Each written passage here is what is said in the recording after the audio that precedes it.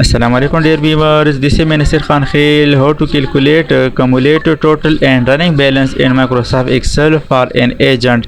Suppose इस agent A के साथ हमारा लेजर है कायदा चल रहा है और इस लेजर में हम यहाँ पर डेट लिखेंगे, डिस्क्रिप्शन लिखेंगे, डिस्क्रिप्शन वीज़ा या टिकट के बारे में लिखेंगे और नेक्स्ट कॉलम यहाँ पर हम रिसीव यानी वो कैश जो रिसीव हो जाए तो यहाँ पर लिखेंगे और पेमेंट यानी यहाँ पर पेमेंट अदायगी वाली रकम यहाँ पर लिखेंगे और यहाँ पर रनिंग बैलेंस मालूम करेंगे कम्युलेटिव टोटल। तो इस शीट में हम यहाँ पर डेट लिखेंगे और यहाँ पर डिस्क्रिप्शन, फॉर एग्ज़ाम्पल यहाँ पर डिस्क्रिप्शन लिखते हैं कैश रिसीव्ड और cash paid by an agent, cash paid by agent for tickets। और यहाँ पर अब रिसीव में लिखेंगे, फॉर एग्ज़ाम्पल 5 लाख है, 5 लाख कैश रिसीव्ड यानी कैश इन है और यहाँ पर पेमेंट नहीं है यानी कैश आउट नहीं है। यहाँ पर हम फार्मूला लिखेंगे। इसके अलावा फॉर एग्ज़ाम्पल इसी डेट पर कंट्रोल सेमी कॉलम, इस डेट में यहाँ पर पेमेंट हुई है तो इसके लिए यहाँ पर डिस्क्रिप्शन लिखते हैं अमाउंट पेड। तो यहाँ पर पेमेंट में लिखेंगे फॉर एग्ज़ाम्पल 3 लाख है,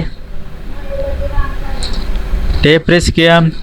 अब यहाँ पर हम फार्मूला लिखेंगे यानी रनिंग बैलेंस मालूम करेंगे, कम्युलेटिव टोटल मालूम करेंगे। तो यहाँ पर फार्मूला है is equal to sum bracket start parenthesis open और ये जो रिसीव अमाउंट है फर्स्ट इस पर क्लिक करें, शिफ्ट के साथ सेमी कॉलम। यहाँ पर आप देख सकते हैं C2:C2, यहाँ पर ब्रैकेट क्लोज करें माइनस।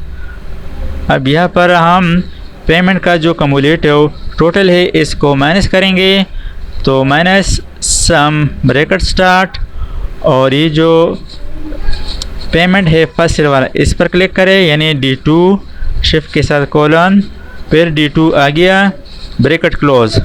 अब यहाँ पर ये जो फर्स्ट C2 सेल है इसको लॉक करेंगे। एब्सोल्यूट रेफरेंस बनाने के लिए इसको सेलेक्ट करें, F4 प्रेस करें।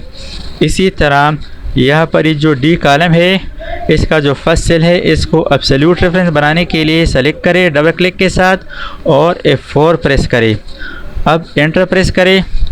यहाँ पर आप देख सकते हैं इसका जो बैलेंस है 5 लाख है। अब इस फार्मूला को यहाँ से हम ड्रैग करेंगे डाउनवर्ड।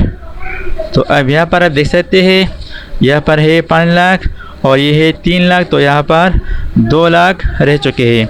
अब यहाँ पर हम सपोज़ पेमेंट में एक और ट्रांजैक्शन करते हैं। फॉर एग्ज़ाम्पल यहाँ पर हम लिखते हैं 3 लाख और मज़ीद यहाँ पर पेमेंट में लिखते हैं, एंटर प्रेस किया।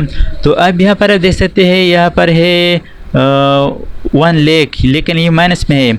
इसका मतलब ये है कि पेमेंट अमाउंट ज़्यादा है रिसीव्ड अमाउंट से। फिर हम यहाँ पर लिखेंगे कि तो 1 लाख ज़्यादा पेमेंट हुई है तो अब यहाँ पर इसको हम रिसीव करेंगे। सपोज़ बाद में 2 लाख रिसीव हुए हैं तो यहाँ पर 2 लाख लिखेंगे, प्रेस एंटर। तो अब यहाँ पर आप देख सकते हैं यहाँ पर है पॉजिटिव 1 लाख। अगर 1 लाख की आपने फॉर एग्ज़ाम्पल टिकट देकर वापस बैलेंस बराबर हो जाए तो यहाँ पर 1 लाख लिखते हैं।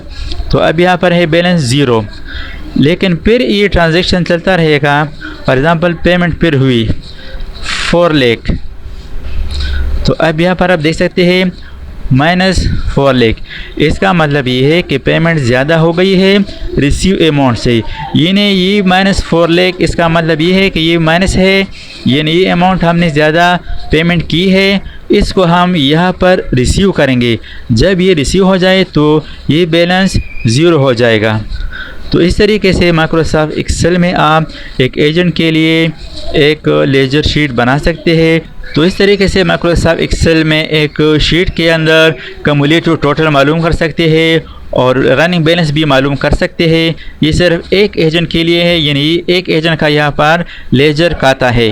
اگر آپ کو یہ ویڈیو مفید لگی ہو تو لائک اور شیئر ضرور کریں، اور مزید کمپیوٹر، سافٹ ویئر اور IT ویڈیوز کے لیے نصیر خان خیل چینل کو سبسکرائب کریں۔ آپ کا شکریہ۔ اگلی ویڈیو تک اپنا خیال رکھیں۔ اللہ حافظ۔